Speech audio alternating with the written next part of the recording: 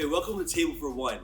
When I was 11 years old, my dad actually came to school one day and surprised me. Said, "Hey, Jason, let's go. I'm getting you out of school. We're going to go to the playoff game." It was a divisional playoff game between the Cincinnati Reds and the Pittsburgh Pirates, and it was awesome.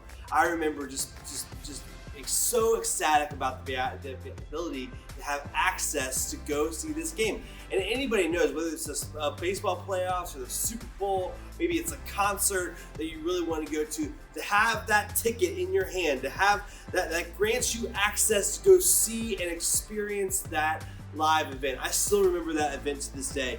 I remember Paul O'Neill gunning down Bobby Bonilla from right field on a laser throw to get him out at third base. I remember the Reds winning that game, and I remember the Reds going on to win the World Series that year. And as my St. Louis Cardinals friends would point out, it's the last one that they've won 25 years ago. But I remember that because it was such a special moment, and special moments in our lives are because we have access to these moments. Now in Hebrews chapter 10, the writer of Hebrews kind of gives us some encouragement because of the access that we now have because of Jesus.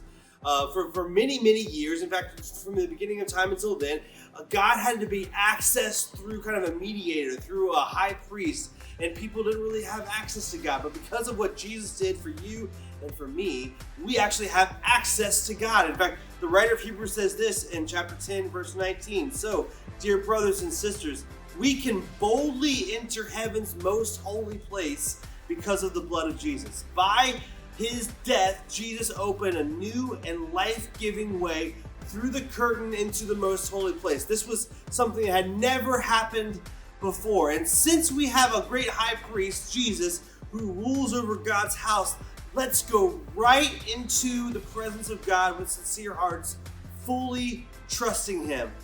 That's amazing that you and I have access to God, that we can actually literally go to God right now, go right into his presence. You can right where you're at right today, and I can right where I'm at today. We have access through Jesus, through what Jesus did on the cross for you and for me, that we now have a right relationship with God, and we can go to him. We don't have to go to a high priest or what have you.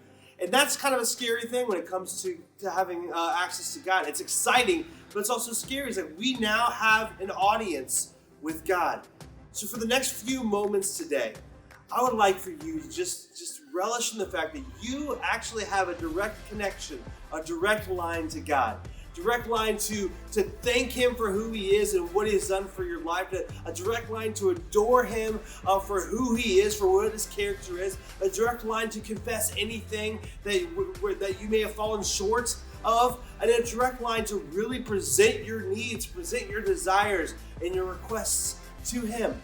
It's something that we also have an opportunity to do every Sunday morning and every time that a church kind of comes together and meet. In fact, later on in that same passage, the writer says, don't forsake meeting together as some are in the habit of doing, but do it all the more as you see the end days approaching.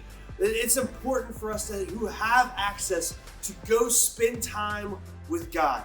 And so I encourage you, I know it's Sunday, I encourage you, go find a place of worship. Go be with other people who are wanting to experience and connect with God, who are in love with Jesus, and go connect with him today. You have access to go right into his presence, and I encourage you today to go do that. Thank you.